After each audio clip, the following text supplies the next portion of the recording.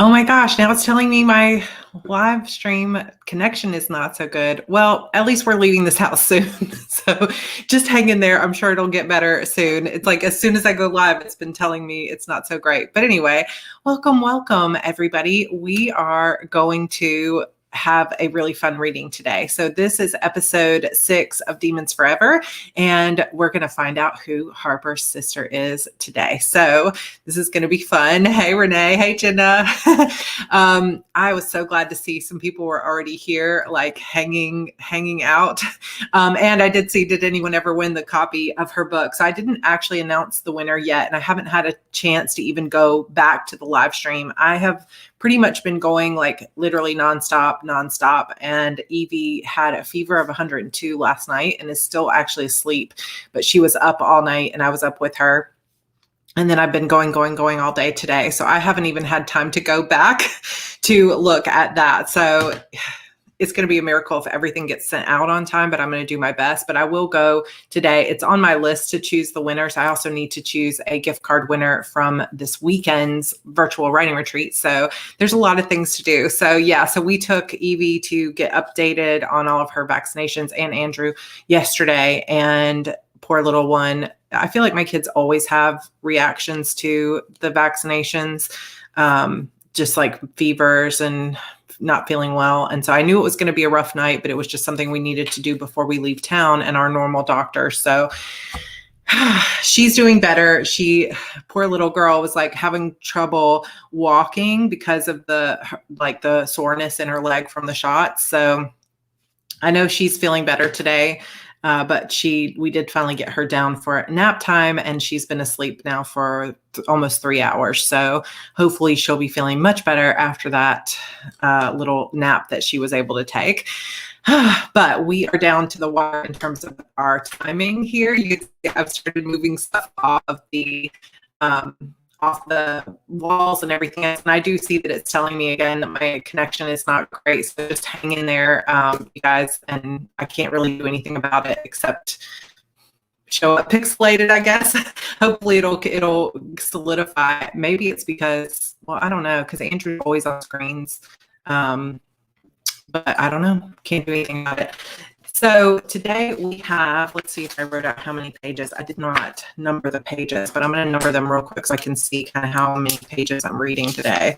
So 2, 3, 4, 5. Oh no, I did 6, 7, 8, 9. So this is full 9 pages today. So I definitely want to get started. Yeah, I can't do anything about the vision, you guys. I can't even refresh. I don't even think that will help. So, I'm plugged into the wall, so I don't know why it's like we didn't have any issues for a really long time. It could be because I don't think I can change it now, but I'm trying to do the stronger setting. So let me see if that would change it. Let me fiddle with this for a moment. I don't know if it'll actually change it. No, it won't let me change it while we're broadcasting, but I did try to change the thing from like the broadcast to 1080p because I went through and had it like upgraded my StreamYard. So maybe the internet can't go, but yeah, it's really strange because we've been doing these live streams from this place for over a year, and now it's doing this. So I don't know if we should just continue on or what, but it's frustrating.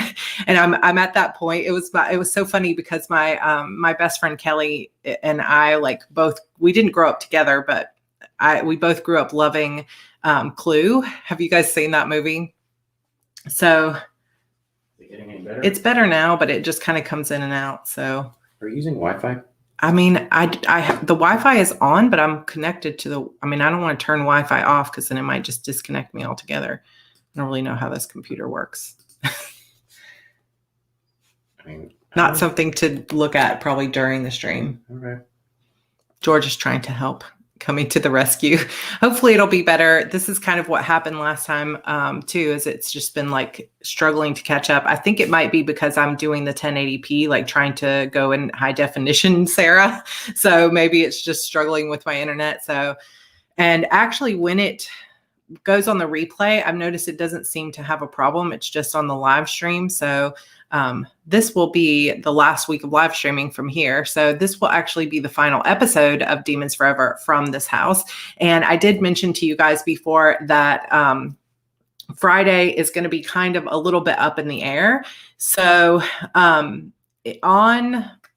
Monday or on Friday morning, I have a photo shoot with the kids downtown, and then I'm getting my hair done at 1. And I don't know for sure if my hair will be done and I'll be able to come back. Plus, Saturday is moving day. So if everything isn't done, I might be too crazy to go live. So we'll just kind of see, or it might just go live for 30 minutes. So, it's just one of those kind of things. So we'll just see how it goes. So yes, Clue. Clue is one of my favorite movies of all time. I absolutely love it. And there's this scene where Colonel Mustard says, "I can't take any more scares." And then the chandelier falls. And I feel like that's kind of my life right now. It's like, I cannot take one more thing, one more thing going wrong, one more thing of bad news, or just no more things. Let's do no more things. Let's have just nothing but good stuff. It would be so much fun to do another watch party too. I saw some people mentioning that. If you guys haven't been a part of that before, watch parties, we've done, I think 2 now, and they've both been really fun. We did one on Discord and we did one through Teleparty, which is like Netflix party. And the only thing which Clue, is there more than one Clue? I don't know that there's more than one Clue. The Clue, I don't know, the Clue based on the board game.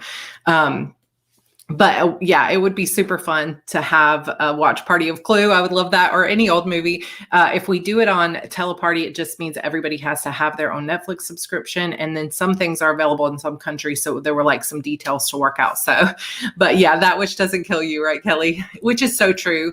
If it doesn't kill you, it makes you stronger. And it's like there's this strange juxtaposition right now of a lot of stressful things with a lot of really amazing things going on. And that's been kind of the way this whole past 2 years have been.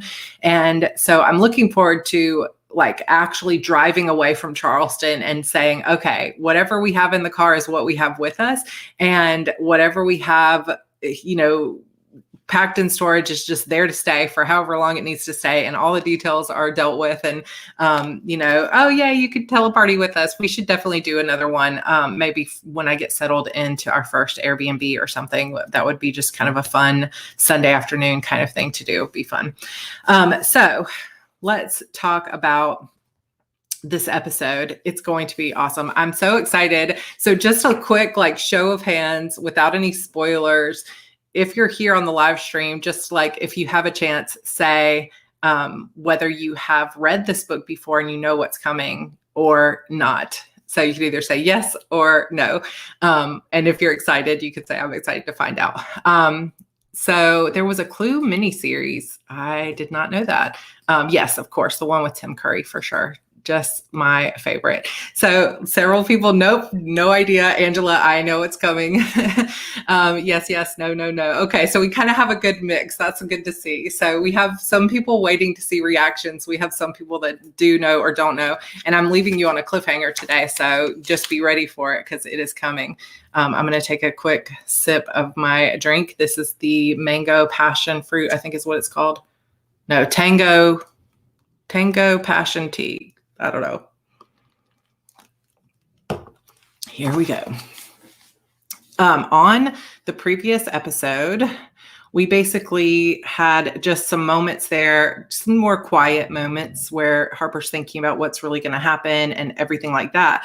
But we also get a chance to see Harper's resolve come back. She has some conversations with her father and she's really calling him out too. She's basically like, well, you're not fighting. So, what are you going to do about it kind of thing. She's being very sassy with him, I feel like. But she also is really understanding that they did leave people behind, and she's worried about those people and what consequences they might be suffering. Plus, Airden's still there, and she knows that nothing's going to truly get resolved with her relationship with Jackson until they've gone and tried to free his brother. And so there's just a lot of things up in the air. So even though there's this big group of people, like thousands of demons and humans and hybrids that have gathered in the city, the domed city, to cheer for Harper having defeated this tiger witch and brought her in and captured her, Harper's still sitting there like doubling her resolve of like, we have to get back to Peachville eventually, and we have to go save the people that are left there. I'm not going to just sit here and be a princess. I want to help.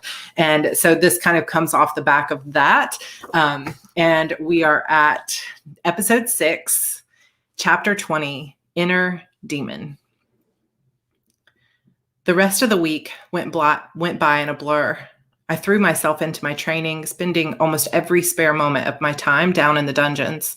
I'd been able to beat the Tiger Witch and her friends outside the dome, but the fight was way too close for comfort. Would I be so lucky next time?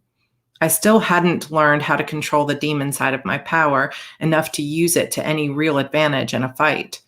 If I was truly going to be a warrior, I would need full access to both sides of my power.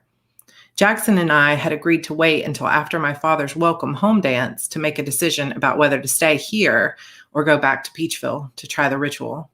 As the week wore on and the day of the party approached, I began to feel more and more restless. I wanted to go back to Peachville. There was no secret about that.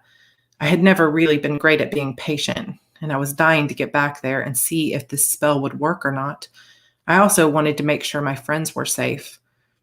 On the other hand, I knew I was still weak.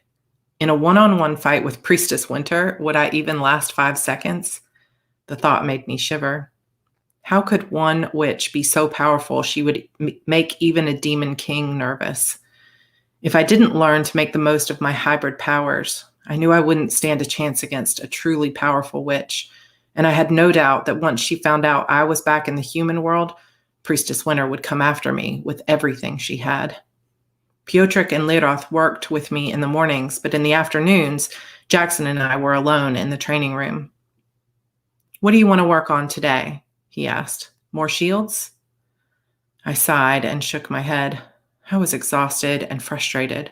I'd been practically killing myself for a week and didn't feel like I'd really made any progress. "What's wrong?" He walked over to me and put his arms around me. I rested my head against his shoulder. "I suck at this," I said. "We run the same drills every day, and I'm still struggling." "You're getting better," he said. "These things take time, Harper. You can't expect to master an entirely new form of magic in a couple of months. Think of it this way. It's like someone who is paralyzed for years suddenly regains use of their legs.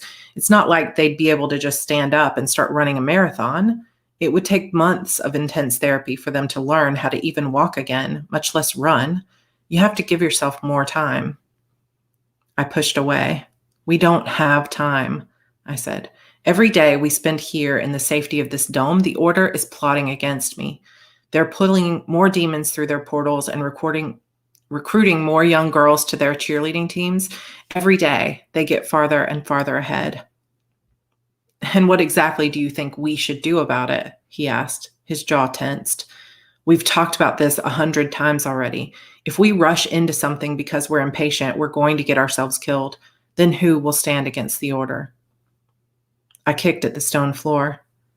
"I wish I was improving faster, that's all," I said. "I know I'm getting better at switching from human to demon form, but the actual magic itself still feels strange to me."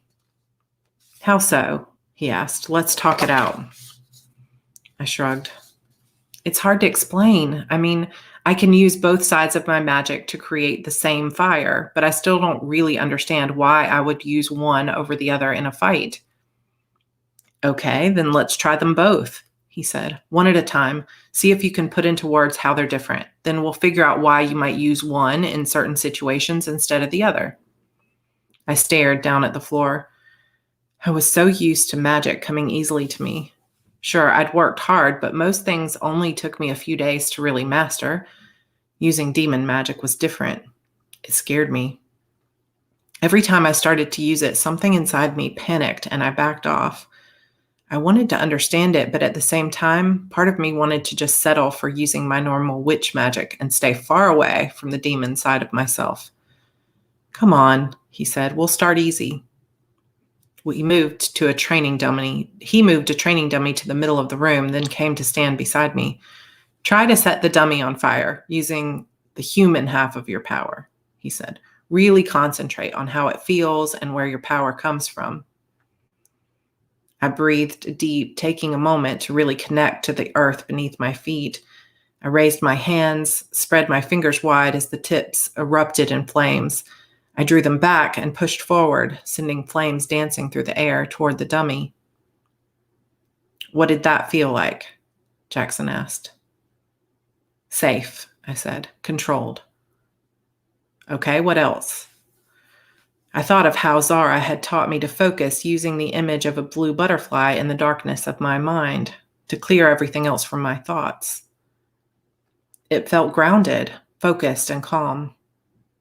Jackson nodded and waved a hand toward the training dummy. The flames disappeared and the dummy looked brand new again. "Now try using the other half of your power," he said, "the demon side." I swallowed and shook my hands out, trying to get rid of my nerves. Accessing the demon side of my power was a lot more difficult. Most of the time in training, I couldn't really do it whenever I wanted. Most of the time, I spent half an hour trying to make it happen before I finally gave up. I took a deep breath in and my heartbeat slowed. I imagined the flames on my fingertips, but they wouldn't come.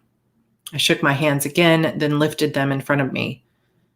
How could I do this? What was really different about the demon side of my power? I thought about the times when I'd shifted easily or used my demon power without having to really think about it. First, against the hunters near the blue stones, I'd shifted in order to save my own life. Then I'd used it again to break free of the hunter's cage in the throne room that first day we were attacked. The first time I'd created fire with my demon power, I'd been arguing with my father.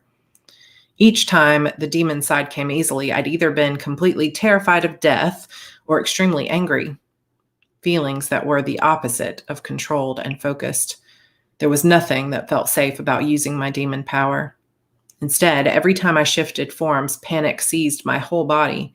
In fact, when I was in demon form, the second I started to really focus on my body or power in any way, I tended to lose my form and shift back to human. Maybe the key to accessing that demon side of my power was to let the panic take over. Maybe instead of calm and focused, I needed to feel passionate and fractured. I opened my eyes wide and stared at the dummy in front of me. I imagined Priestess Winter's evil smile and the way her eyes gleamed as she ran her ritual knife across the throat of the Aldean's Prima. I let fury fill my heart. I let it send my mind in a million different directions. I let it bring me to the ledge. Then I fell. Instead of controlling myself, I gave my inner demon free rein to feel. Somewhere in the core of myself, I felt a strange power bloom. It started as a kernel of fire, then spread out in a wide circle, exploding until it consumed me from head to toe. Flames ran down my arms and covered my hands, much stronger and brighter than the human flames from a few minutes ago. I pushed my hands forward, sending the flames across the room. The training dummy erupted, fire blazing high up toward the ceiling. Power danced inside me. The loss of control scared the crap out of me, but it excited me at the same time. Instead of draining me, this power fed me. Jackson placed a warm hand on my shoulder and the flames died. I stumbled backwards, shaking my head. "Whoa," he said, "that was intense." I laughed, almost drunk with it. "I've never been able to do that before," I said. "That was incredible." "How was it different?" he asked. I struggled for a way to explain it. It was more sensation than something I could put words to. Still, I wanted to try. "This was wild," I said. Passionate and free. Instead of controlled and meticulous, this power was all about letting go. Instead of a single image in my mind, I felt this deeper, almost as if it was primal. Does any of that make sense? Jackson's eyebrow rose slightly. Yes, it does, he said. Is that the way it feels when you cast your magic? He seemed to think about that for a second. I think it's different for me, he said. Since it's the only kind of magic I have, I don't really know anything else. It's just natural for me. I'm not going to have the same kind of sensations you do because I don't have anything to compare it to. I nodded. That makes sense, I said. Does it feel different to use your demon magic here than when you use it in the human world? Good question, he said. When we go back, you'll need to be prepared for the difference. Here, demon power comes from within, as if the fuel for it lies in some deep well inside of us. When a demon casts in the human world, though, the power is drawn from outside. Everything around you that's alive can become a fuel source. Trees, animals, people. Does that make it harder? Sometimes, he said. It can be both an advantage and a disadvantage. How so? Well, an advantage because we pull from the witches we're fighting, he said. If you can find a witch's life source, you can use your magic to drain her and weaken her. And the disadvantage? The more powerful spells take a lot of energy to cast, he said. If you've already used up most of the life fuel in an area, it's a lot harder to use those bigger spells. Or if you're in an area where there's not a lot of life to pull from, like a desert or something. I nodded. In theory, I understood what he was saying, but I had a feeling it was the kind of thing I needed to experience for myself to truly understand. Do you want to keep going? He asked. Or should we call it a night? Tomorrow's going to be a big day. I sighed. Yeah, I guess you're right. I'm not looking forward to this party at all. He grabbed his backpack, then put his arm around me and escorted me out of the room. It's important to your father, he said. All you have to do is smile and say hello to everyone and act like the beautiful princess that you are. Easy, right? I groaned. It sounded like torture. All those people staring at me and expecting me to look and act a certain way. Definitely not my thing. I don't know about easy, but I'm sure I'll survive it, I said, pausing on the step above him. Then we'll talk about our plans, right? After the dance. He nodded. Then we'll talk. I kissed him on the nose and he laughed. I'll see you tomorrow then, I said with a curtsy. He bowed to me. See you tomorrow, my beautiful princess. Chapter 21. They Never Return. The morning of the dance arrived, and all I wanted to do was keep training. I'd made a real breakthrough the day before, and I was anxious to get back down there and practice. I'd planned on trying to get a few hours in before I had to start getting ready, but Tuliane woke me up bright and early with a full schedule of pampering that would have made the most experienced debutante wide-eyed. Apparently, getting ready for a ball was an all-day event for a princess. You really don't have to give me a massage, I told her when she brought out the tray of oils and aromatherapy herbs. I can just take a shower and be done with it. Nonsense, she said. A princess must show up at a ball in her honor looking relaxed and at her most beautiful. Can't we just perform some kind of glamour that would make me look relaxed and beautiful? You guys can do glamours with magic, demon magic, right? All this attention was making me incredibly uncomfortable. Why would we perform a glamour on someone like you? She said. All that would do is hide your natural beauty. I snorted. Natural beauty apparently took all day to create. Still, the magic felt pretty good, and maybe Tuliane was right. I needed to relax. I'd been putting a lot of pressure on myself lately. After the massage, Tuli drew a steaming hot bath and filled the large tub to the top with bubbles. She brought me a glass of juice made from an exotic fruit that only existed here in this world. It tasted like a mix of strawberry and peaches, only sweeter. Once I was settled in, she turned to leave. Wait, I said, can you stay? Talk to me for a while? She smiled, and I could see the hint of a blush on her cheeks. You want to talk? Yes, I said. I'd come to enjoy our talks. So much of my time in the shadow world had been spent in hiding. I liked talking to Tuli because she showed me a different perspective to what life was like here. I mean, you don't have to or anything. If you've got something else you need to be doing, I totally understand. She shook her head and came to sit on one of the marble steps leading up to the tub. I have nothing else to do, she said. I just thought you might prefer some privacy. I laughed. Believe me, all I would do is sit in here and stress out about what this party is going to be like. Why stress? She asked. You don't like parties? Wow, where did I even begin? Parties back in Peachville were always a disaster, I said. Someone almost always died or got kidnapped or something awful. Trust me, if I could live the rest of my life without another party, I would be a happy girl. Tuli frowned. I am sorry to hear this, she said. I am sure your father did not intend to upset you. I shook my head.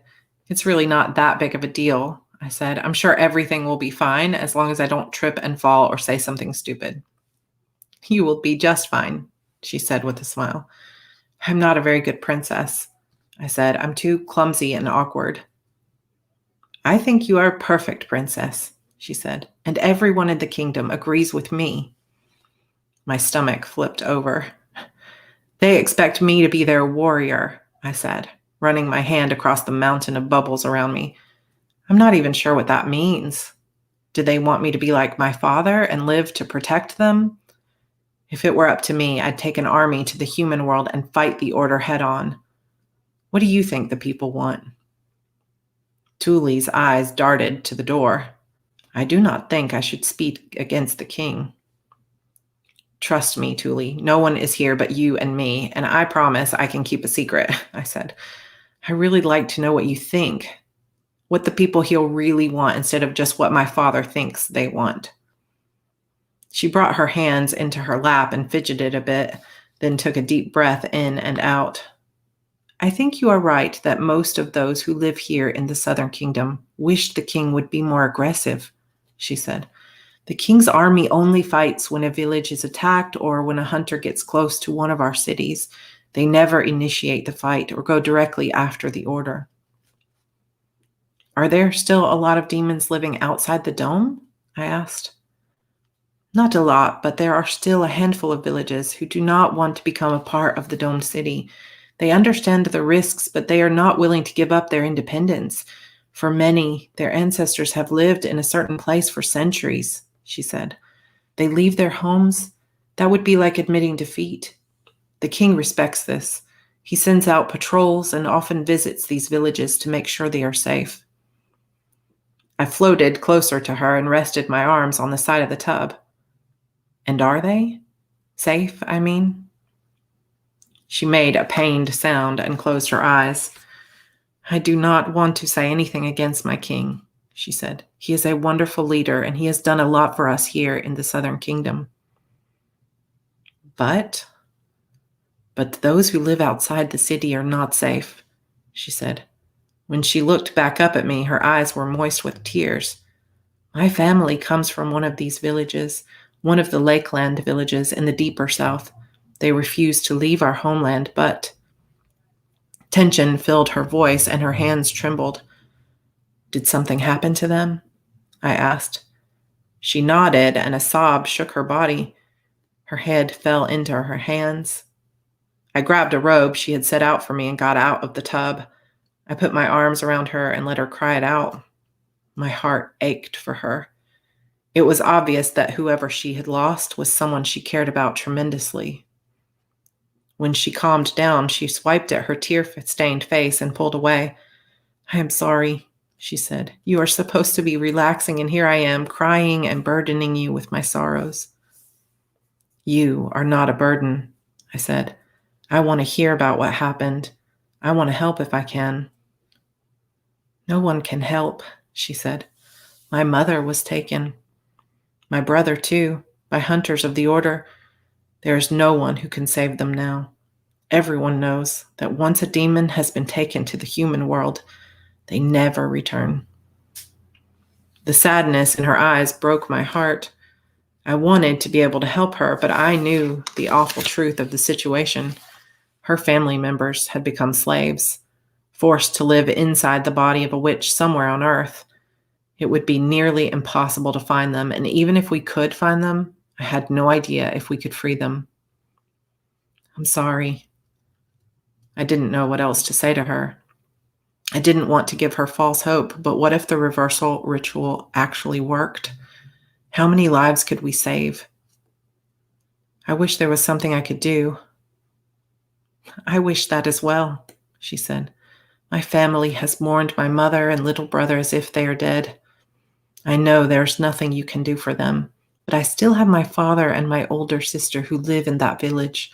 The king tries to protect them by going after the hunters, but for every hunter his guards destroy or scare away, the order sends 2 more in its place. No one is safe. The order never gave an inch. In every situation, they pushed and fought as hard as they could. They had no sympathy or care for family or for life and love. All they cared about was power. Sometimes it seemed like the high priestess of the order actually enjoyed hurting others. Someday they'll pay for all the hurt they've caused, I said. I promise. Julianne sniffed and gave me a weak smile. This is why the people honor you, she said. They can see in you the true spirit of a warrior. You are strong like your father, but your spirit has not been broken. Broken? I asked. What do you mean? Nothing, she said, standing. You should really start getting dressed. You don't want to be late to your own party. I wanted to press her about what she'd meant, but she'd already disappeared into the bedroom. Chapter 22, A Princess. Can I look yet? I asked. Tuli giggled. In a minute, she said. I need to add a few finishing touches. She'd spent the last hour dressing me and fiddling with my hair, but she refused to let me look in the mirror. You are missing something. There's no possible way you've missed anything, I said with a laugh. You've been working on me all day. What else can there possibly be? Wait here 1 moment, she said. Mischief sparkled in her amethyst eyes.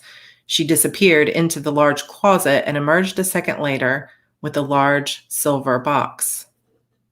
What's that? I asked, eyeing the box. A gift from your father, she said. He sent it with very strict instructions for me not to show it to you until tonight. Excitement danced under my skin. Other than my necklace, which was now lost to me, I'd never gotten a gift from one of my parents. Here, she said, close your eyes and I will lead you to the mirror. Do not open them until I tell you. I let out a nervous laugh, but did as she said. She steered me towards a beautiful full-length mirror in the corner of my room, and I was careful not to trip in my high heels. She stepped away from me, and I heard her take the top from the box. Then I felt her come close to me and place something solid and slightly heavy onto my head. I gasped and brought my hand up to my mouth. I knew what it was even before I opened my eyes. A strange fear consumed my body, tensing every muscle and making me hyper-aware of the weight at the top of my head. Open your eyes, she said in an excited whisper. I almost told her I didn't want to. I almost told her to take it off, but I knew I couldn't change the expectations placed on me. I had to face my own truth. I opened my eyes. The crown sparkled with gorgeous dark blue sapphires and the clearest white diamonds. I reached up to lightly run my finger across the intricate design etched into the silver. I had never seen something so beautifully made in my entire life. The blue of the sapphires matched the blue of my dress perfectly. Julianne had worked for weeks to make this dress special for the ball tonight. The bodice fit perfectly, hugging me in all the right places, the neckline dipping low but not too low. Layers of silk cascaded to the floor. A beautiful dusting of silver glitter sparkled across the right side of the skirt. Back in the human world, a dress like this would have cost thousands. What do you think? She asked. My breath caught in my throat, and my mouth dropped open slightly. What did I think? For the first time in my life, I think I actually feel like a princess, I said. How had I gotten here? Less than a year ago, I was just a girl who couldn't stay out of trouble. I had no real home, no real friends. There was no one in the world who looked up to me or even ever expected me to make anything of myself. Yet here I was. I never expected this to be my life, I said. Life is rarely what we expect it to be. She was right. Even though I was only 17 years old, I learned a long time ago that you never really knew what tomorrow would bring. Every time I thought I had my life figured out, something happened that turned everything upside down again. One day, I was a foster kid in Atlanta, and the next, I was in the car on the way to Shadowford. I never suspected moving to Peachville would be the beginning of the craziest, most unexpected year of my life. I stepped back and took in my reflection. This may not have been the person or demon I ever expected to be, but this was me. I was a princess. Chapter 23, Their Next Move. The throne room had been transformed into a fairy wonderland. 1,000 tiny lights sparkled near the ceiling like fireflies. Dark green vines curled up the stone walls, their yellow flowers, fragrant and bright. The white marble floor had been covered with a lush green carpet. I slipped my heels off my aching feet and dug my toes into the cool fake grass. I'd spent hours talking to the people of the city, being passed from group to group, dancing with anyone who asked for a moment alone with the princess.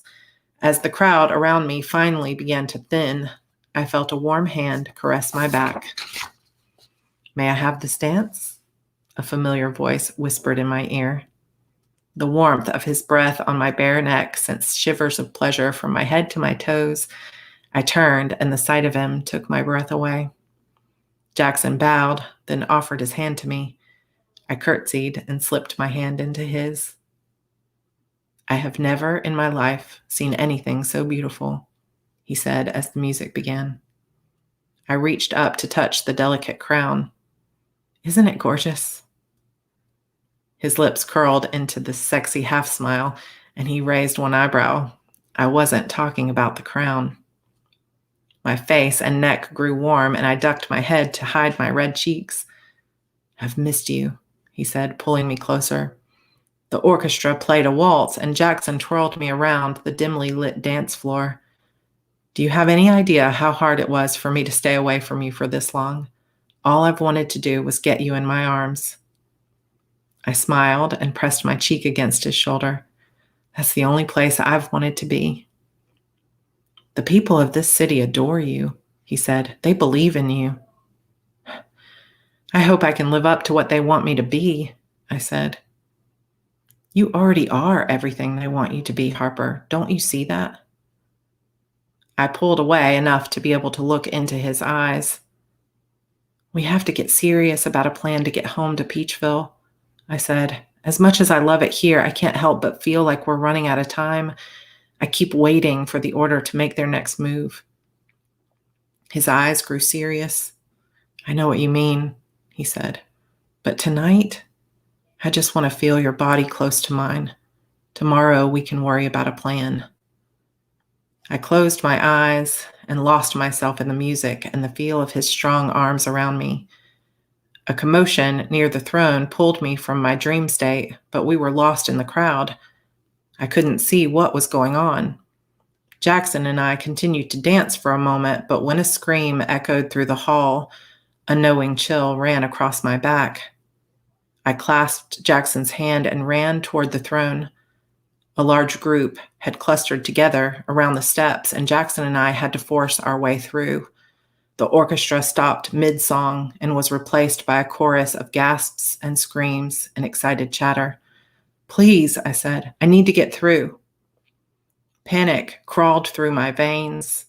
Something terrible had happened. I could feel it in the air of the room. Finally, we pushed through to the front.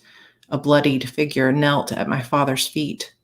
The king looked straight at me with terrible fear written across his features. My eyes darted from him to the injured man as I stumbled up the steps, nearly tripping over my dress. "I'm so sorry," the man said. "I did everything I could. I don't know how they figured it out, but they know." The bloodied man nearly collapsed, and the king crouched down to help hold him up. I rushed forward and propped him up on the other side. That's when I saw his face more clearly. Coach King. I gasped. What was he doing here in the shadow world? This didn't make any sense. My mind reeled from shock. How was this possible? What had happened to him? Coach King doubled over, crying out as a wave of pain seized his body. "Hold on," the king said. "You've got to be strong now. Tell me, Roan, where have they taken her?" "I don't know," Coach King said through clenched teeth. "I'm so sorry, my king. I have failed you. I tried to fight, but Priestess Winter, she was too strong. I tried, but I couldn't save her. They've taken her, my king." I shook my head and tried to make sense of the scene unraveling before me. "I don't understand. Who have they taken?" "My wife," he said. The coach struggled with those final words, then his body went limp. He was still breathing, but blood flowed freely from a wound in his side. "Mrs. King?" I asked, not wanting to believe it. Was she still alive? What was going on? I felt sick. My father placed a hand on my arm. "Yes," he said, "my oldest daughter." I clutched my chest, my breath coming in rapid gulps. What? What are you saying?" "Harper." He paused.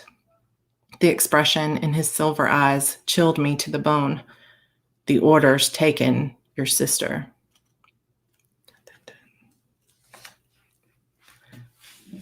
So, yes, Mrs. King, the cheer coach, you will find out a little bit more about her. I have to leave you guys at that because otherwise we start getting into other places. But big reveal there. So there will be more. I know some people actually had sent me some emails. I think I know who it is. I think I know.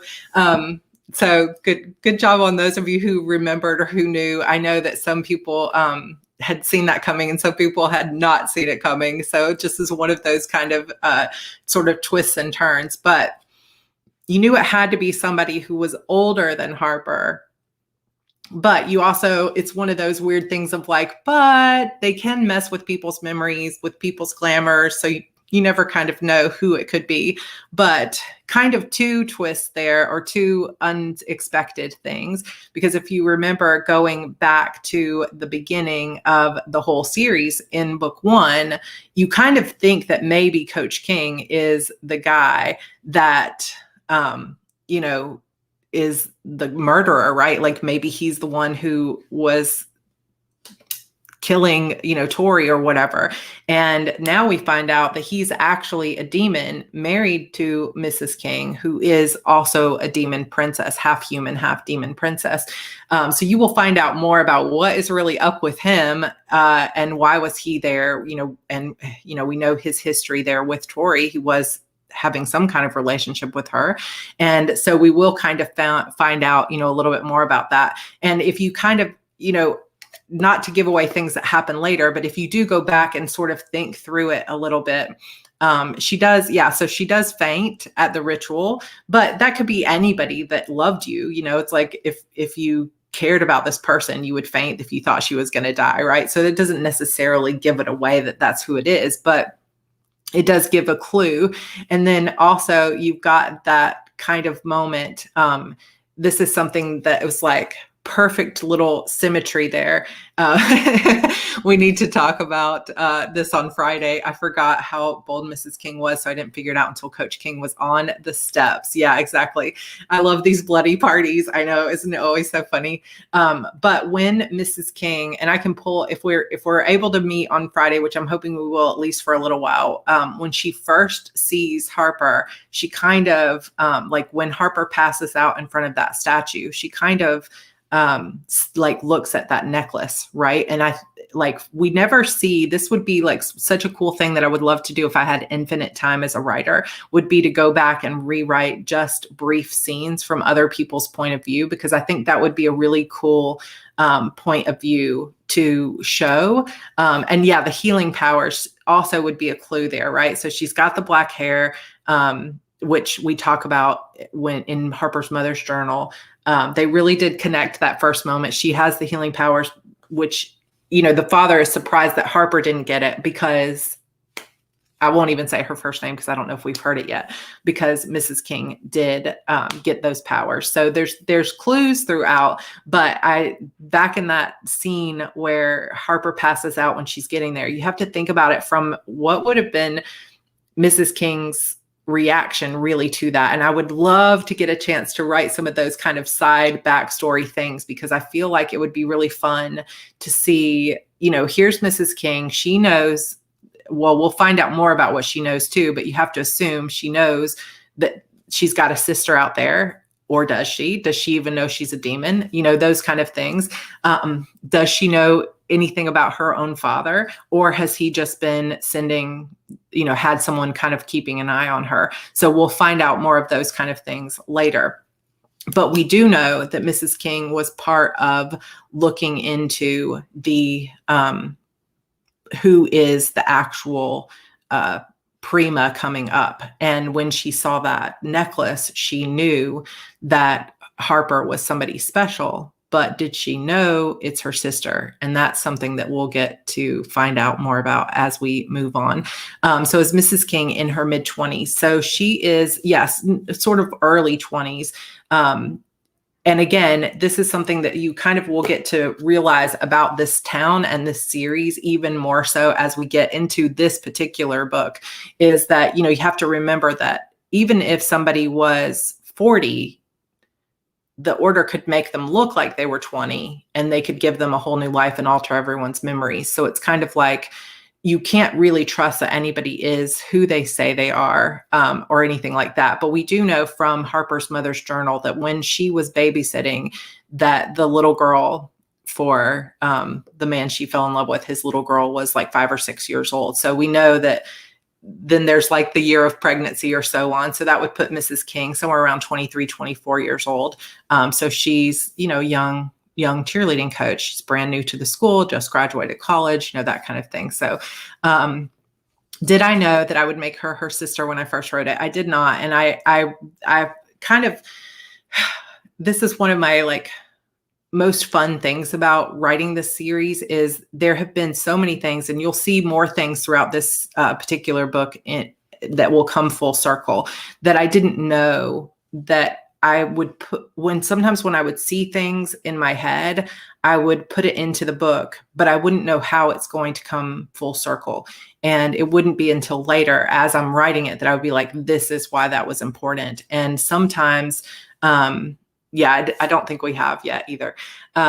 This is one of the fun things for me, but I do know that there are a lot of authors who plan all this stuff out way in advance. And I think that I just have never been one of those people. And I do wonder if when I get to the next big series that I start to write, will I plan out more things in advance? And would that even work for me? Because right now I tend to just go intuitively. I plot, and then if something comes out in the writing, I may not know exactly how it's going to play out fully, but I know it's important because it like comes from some intuitive thing somewhere else.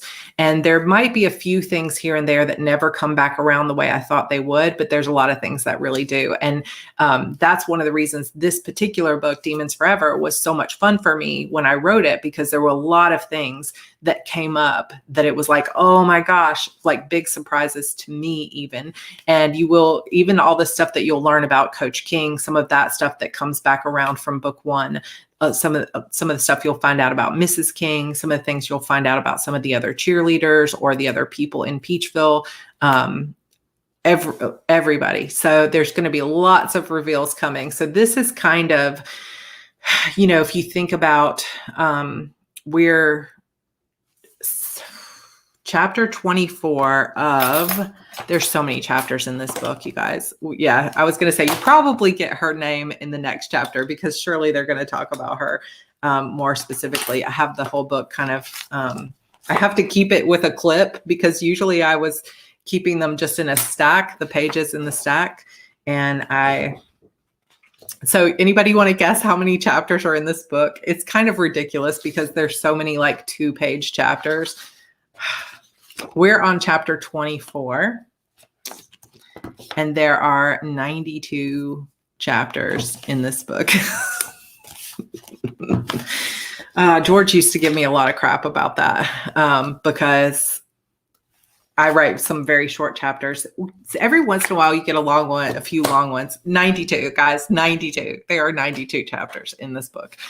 So we are not even close to being halfway through. There's a lot more to come in this book. This one is considerably longer than the other ones that I have read to you guys. So, you know, in some ways, I guess it's possible because we were talking about in a Friday coffee chat of where is the first doorway. And it's like, maybe this is the first doorway but I'm not really sure. I need to go back and really think about this book in terms of plot because I've never really analyzed it myself in the long run. When I can't even tell you, I went back looking at this. I think it was Alex that asked about that. When I was first looking at this, and I was trying to figure out like what's the first doorway, what's the midpoint of the book and all of that kind of stuff. I thought what I thought was going to be the first doorway ends up being the midpoint of the book. So this is kind of what always happens to me is I tend to think that I've got the plot figured out and then we will move forward with that too. So I think I have I think I have things figured out and then it will take me like 20,000 more words to explain it than I think it's going to. And so I literally have right here in front of me my plotting, you guys can't see it because my plotting notes for book 12. And it's just some crazy stuff. So I don't know if we even know that there is a missing member of Zara's family because I can't remember now if we even know that yet. But we do find out a lot about Zara's family in this book. But it's almost like there's two halves of this book. And this book has a lot of things that happen. And this is kind of I would say this is the book this is the point where, let me see how to explain this. I'm trying to like get my thoughts together. This point right here where Coach King arrives and we find out, because Harper was just saying, what's the Order's next move? I feel like I'm waiting for it. She could sense that something's like, it's been too long since they attacked. Something's coming. We can't just sit here and, keep training. Something's coming. And she could feel it. And little did she know it's happening right now.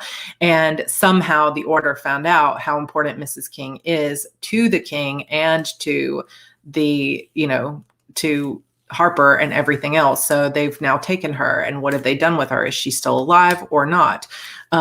So, it's all of that kind of stuff. So this is really kind of the impetus towards the rest of the story. So a lot of the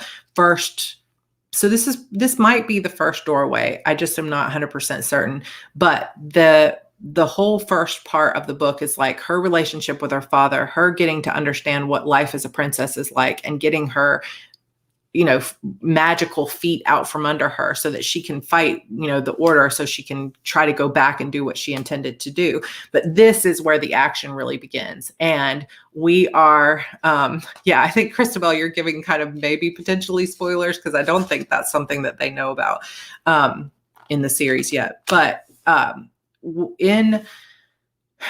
from this point on, there's a lot of more action type stuff. And I remember when I was writing this book originally, I was like, is everybody going to think the first half of it is boring? There's so much of this angst between Harper and Jackson of like, we need to go home to Peachville. No, but you need to train. And there is a lot of that going on in this first part. And I remember being so worried about it, but then so many people later were like,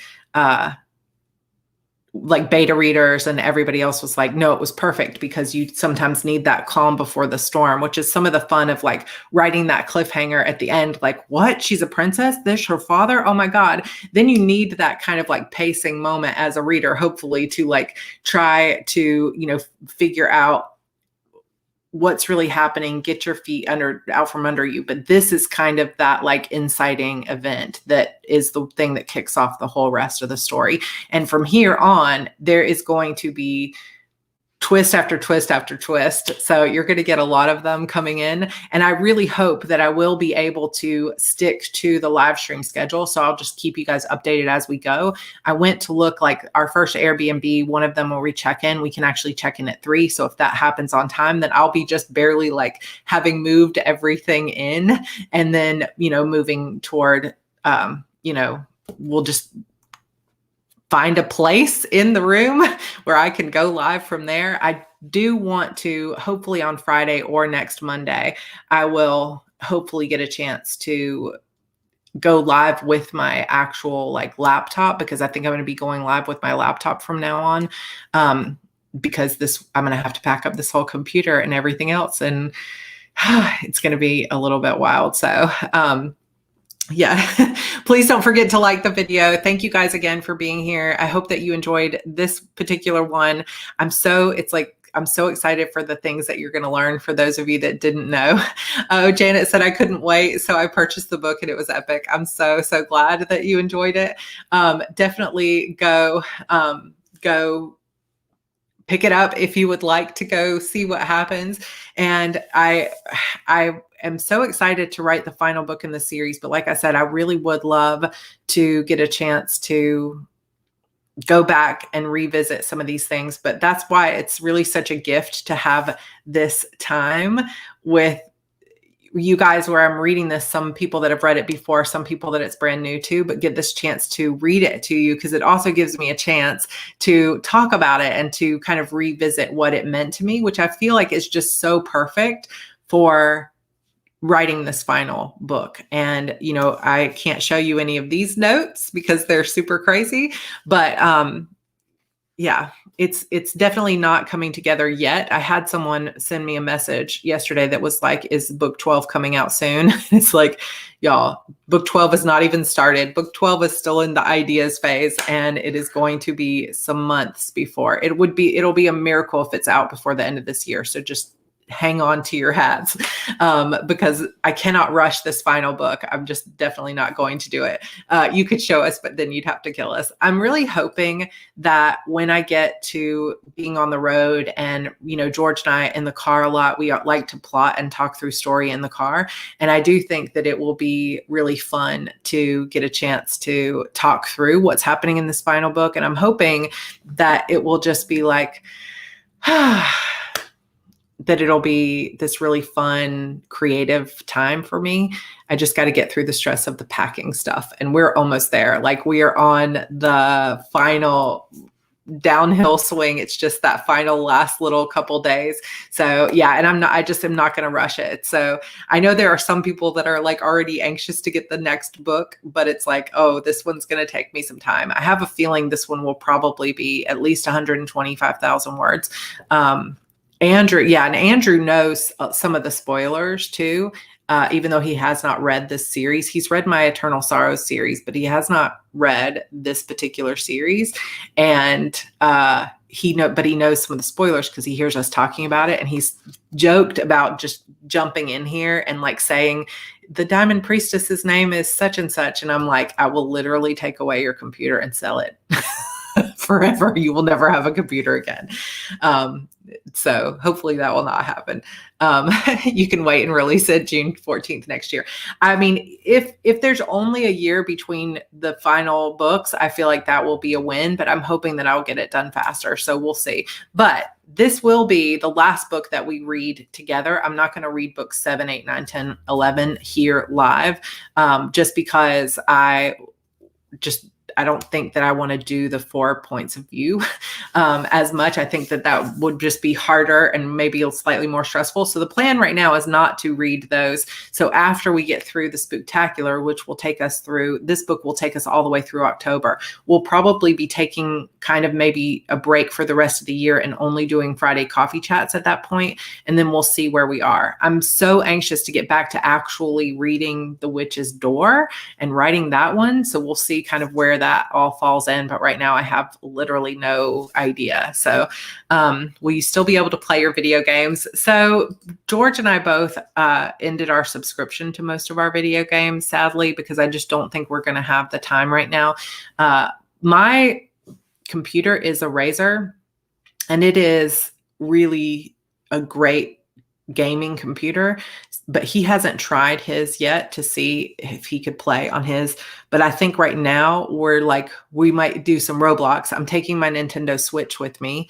But other than that, I have no idea if we're going to have time for gaming, and we'll just kind of see. But we will have a pool in our backyard, and I feel like that will be plenty of fun in Florida to have a pool for a little while. Plus, we'll be close to the beach. So I guess we'll see if that takes over the gaming for a little while. I'll keep you guys updated. You can't have every single book read on here for people to listen to for free. Well, that's true too, actually. But a lot of you are still buying the books or have purchased them in the past, and I'm more than happy to read them for free. It's just, I don't know. And then will you read Sacrifice Me and A Demon's Wrath? I don't know. That's a good question. We'll have to revisit it once we're done with this. But yes, see, some people have discovered them through this and are still purchasing them. For me, it's so much about just getting the stories out there. And of course, we all want to make a living doing this. I definitely want to make a living doing this, but I know that many of you will support the books either way, by buying paperbacks or otherwise. So anyway, thank you guys so much for being here. It looks like I'm having an internet issue again, trying to kick me off, but I will see you guys hopefully on Friday. Keep an eye on Discord, the Coven, my Facebook page, or my Instagram, wherever you happen to follow me. And I will post, or even just here on YouTube on the community tab, I will post for you guys whether or not I will be able to make it. And I probably will not know for sure until close to time. So just keep an eye. It might be that I just go late, like 4:30 instead of 4. So I'll keep you guys updated. All right, you guys, thank you so much. I hope you enjoyed this episode, and I will see you on Friday. Bye for now.